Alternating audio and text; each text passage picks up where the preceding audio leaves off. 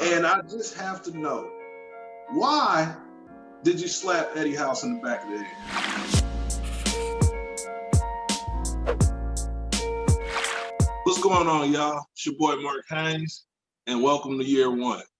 Today, the guest I got, man, this guy is a basketball legend. He's been somebody that I admired and looked up to, since I was a kid, watching him in Fresno, at Fresno State, watching him on the N1 mixtapes. Let me introduce you. He got two names, actually. Some may know him by Skip to My Lou, and some may know him as Rafer Alston. Thanks for jumping on the show with me, Rafer. Thanks for having me. Yes, sir. Yes, sir. So what we like to do, man, I like to do, I ask a question, and it's usually one question, usually random off-topic questions, but I just want to make sure you go tell the truth, the whole truth, and nothing but the truth during this. But for you, man, you special, man. You special. So I got two questions for you. And one is, I want to know what happened the first time you met Jerry Tarkanian. Do you remember that? The first time I met him, I was actually in my junior college game. I went to junior college out west. One of his sons coached a junior college out there, in the school I was at. We ended up playing his son's school. This is right around the time he was deciding to come back into coaching and to take the Fresno State job. And what happened was I was able to impress him that day. I think that day I had like 24 points, 8 assists, about I think 6 or 7 rebounds that day. And we beat his son's school. He was actually there to recruit the point guard from his son's school. Oh, and I ended up having a hell of a night. And then so his whole plan switched. And that was the first time I met him. And then the second time, so that day I didn't get a chance to meet him. I just saw him at the game. The very next time I had a chance to really meet him was in the summertime in New York at Rucker Park. He came. I guess that was his time to formally get a chance to introduce himself. And so the rest was history, man. I was able to transfer up to Fresno a year later. Yes, sir, man. And that's where I first heard about you. I was probably about 12 years old, maybe even younger. And but yeah, man, that was, Tark was a Hall of Fame coach, legend. No, I lied. I said two questions. I'm asking a little quick follow-up question. Have you ever asked Tark why he bites the towel? I mean, it's so funny. I never even got a chance, and I always wanted to. So, so much was going on that I played for him. Man, I never got a chance to ask him. But from my understanding, is to keep his mouth moist, because coaching and yelling and talking to timeouts and all that. I guess his mouth would probably get like cotton mouth or dry, whatever. So I don't think it was nothing more than just that, because the towel's actually wet. So that's how it's actually dipped in cold water. Gotcha. All right, that makes sense. The whole towel is wet in cold water. You out there dripping. But the second question, man, this is another one I've always wanted to ask you. It was back when you played with the Houston Rockets. And I just have to know, why did you slap Eddie House in the back of the head? Well, I played with Orlando when I hit Eddie House, man. That was in the conference semifinals that year. But I thought Eddie's one of them dudes, man. He could be 0 for 19. He hit one shot. He's popping shit and everything. But this day he was hitting shots, and we was getting our ass kicked. He hit that shot. I thought he said something slick out his mouth. So I'm like, man, if you don't. So in my mind, it was just a reaction, like, man, if you don't take your punk ass down the court. So that's what happened, man. It's funny because him and I are really cool guys. Man. It's like, so after the game, I regretted it, and I had a chance to apologize to him. Like, yo, that wasn't called for. That was funny, yeah, man. I always, I watched that clip over and over. And I'm like, he didn't really do too much. I'm like, maybe he said something, but yeah, I thought he made this shot because he make one shot, he's doing all these antics and shit. I'm like, man, all right. So now, man, this podcast is called Year One. So we're gonna go back in time and talk about your first year in the league. You were drafted in the second round by the Milwaukee Bucks. And when you got the call saying that the Bucks drafted you, what were you doing at the time, and what was going through your head? I was in LA, in a restaurant. I was in this bar and grill place, getting a burger, watching the draft and everything. And it's a dream come true, but it's also surreal, to realize something that you dreamed about since you was a kid playing ball, and it's finally here, it's finally happened. A little disappointed that you didn't go in the first round, but even still, you get a chance to get your name called that night, man. It's surreal, man. So I was in this restaurant, bar and grill place, man, and when I heard my name, I saw my name get called. I jumped up like, yeah, like hell yeah. The people in there ain't know what the hell I was. They looking at me like, this motherfucker's crazy. So I'm like, oh snap. So I'm like, I just paid my tab and went out. I was in California, so I called back home. I mean, obviously they saw it because my mom and my family friends, they saw it. So but then when it all set in, then I realized, oh shit, I'm a second round pick, man. I gotta make the team. You know what I'm saying? I'm probably gonna get a guaranteed contract, but I had so much belief in my game that everything was gonna work out. Got you. So you during the draft, so you was basically alone during the draft? Yeah, I was alone, man. What if you would have went first round, man?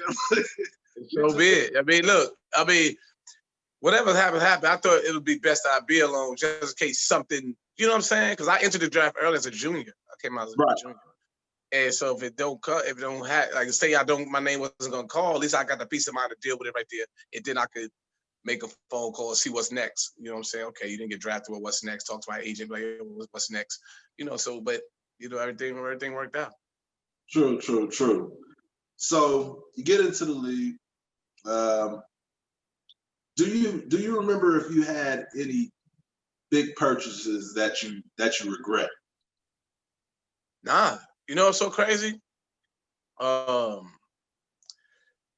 Growing up the way we grew up and being around so many different people, growing up in New York City and being around money, whether it was legal money or illegal money,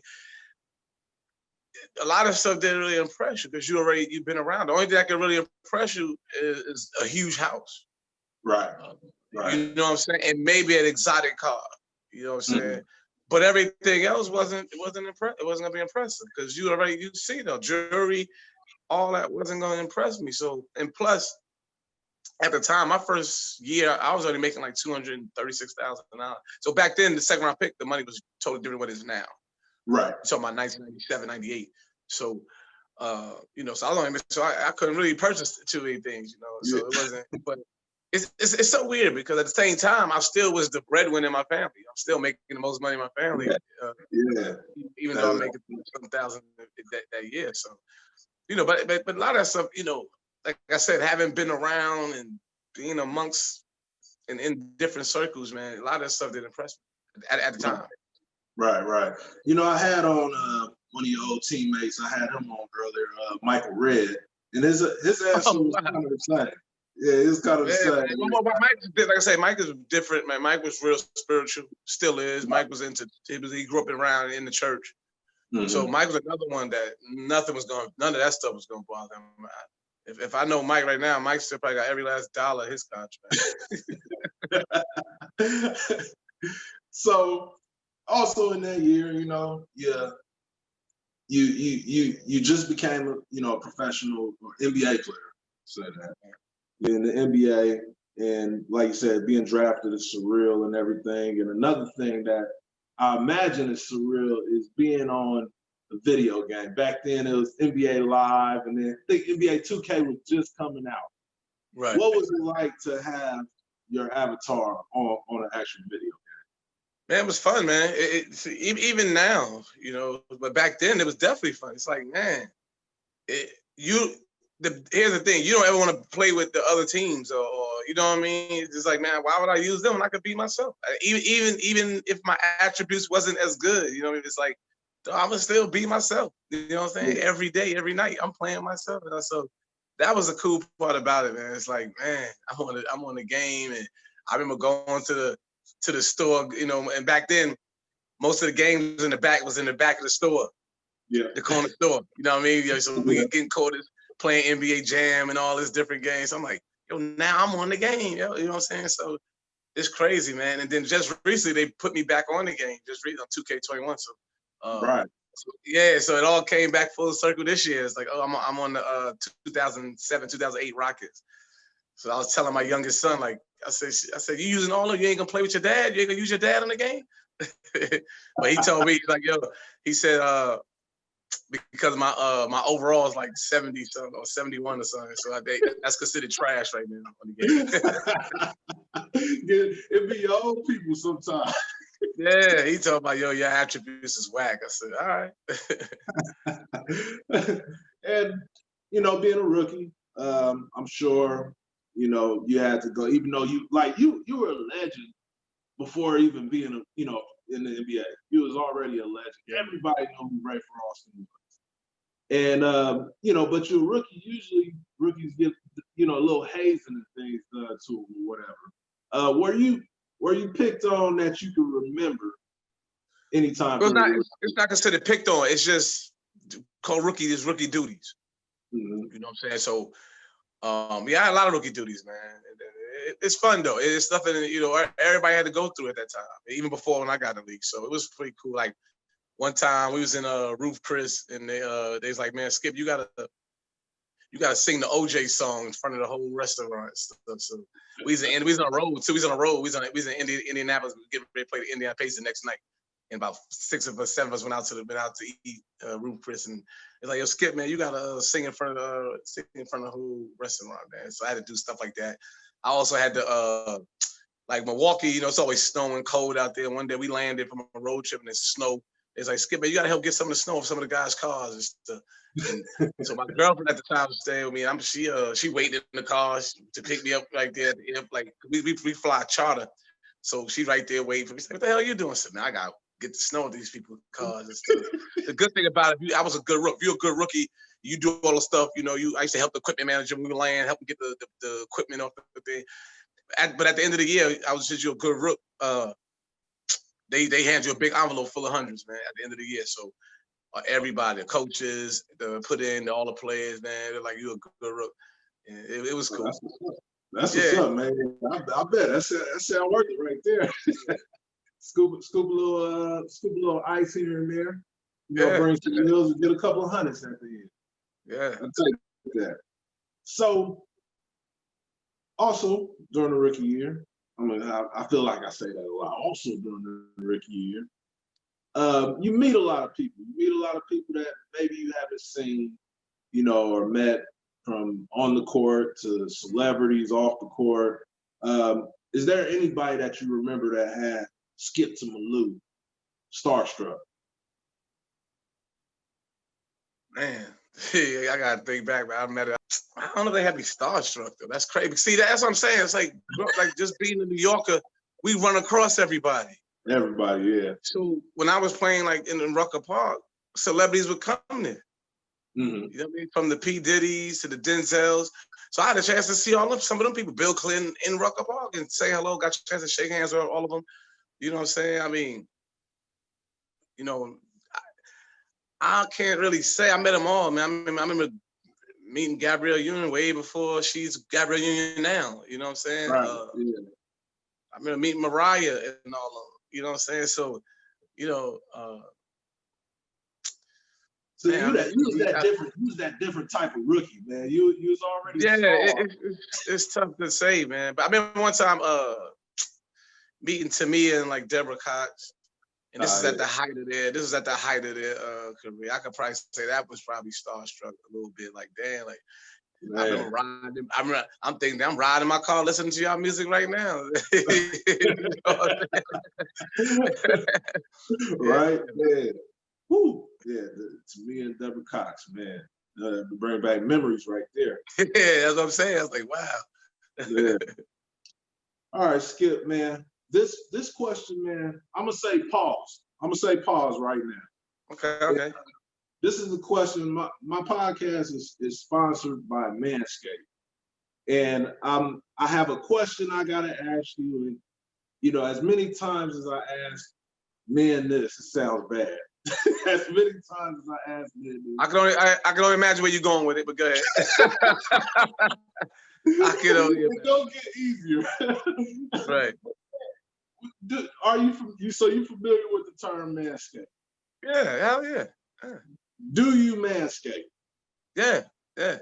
Okay, all right. See, I got the whole Manscape kit. Yeah. So I got. I shave everywhere. I'm talking about I Manscape. I even like shave underarms and everything. Like I Manscape for real. So my bad, Rafe. You just a beard. That's it. Yeah, I just my goatee. That's the only thing. But other than that, shit. It is what it is. So, I mean, that's the day and that's the time we're in right now. You know what I'm saying? Yeah. So that's the time. It's a useful tool, and they got it, like you said, the whole kit. They got everything.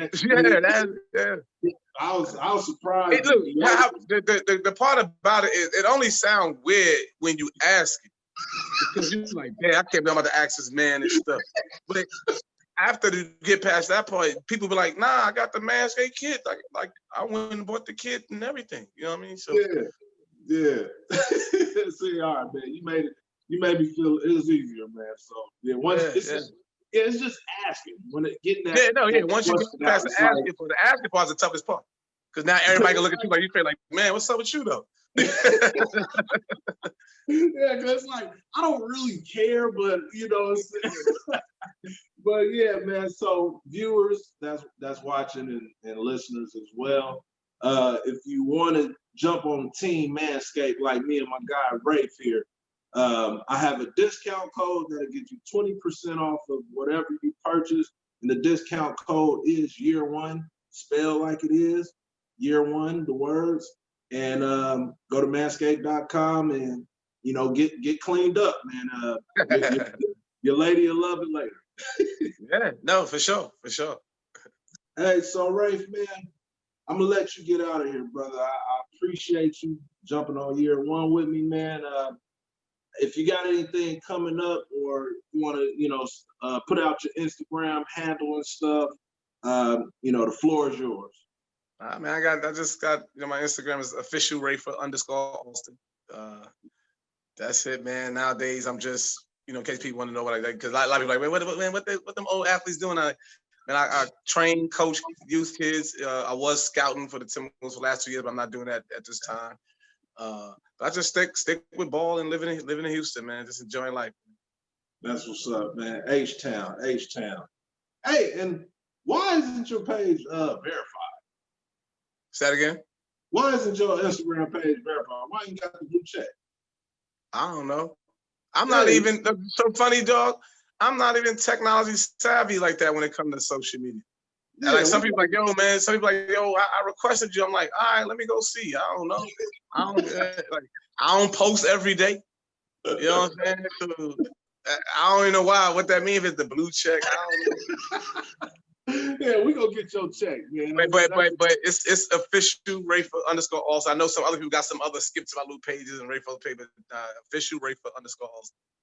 Yes, sir, man. Once again, thank you, bro. I'm gonna be talking to you soon, and you guys stay tuned. Stay tuned for the next one. I'm Mark Haynes. Yeah, whenever you want to we come back on, just hit me, man.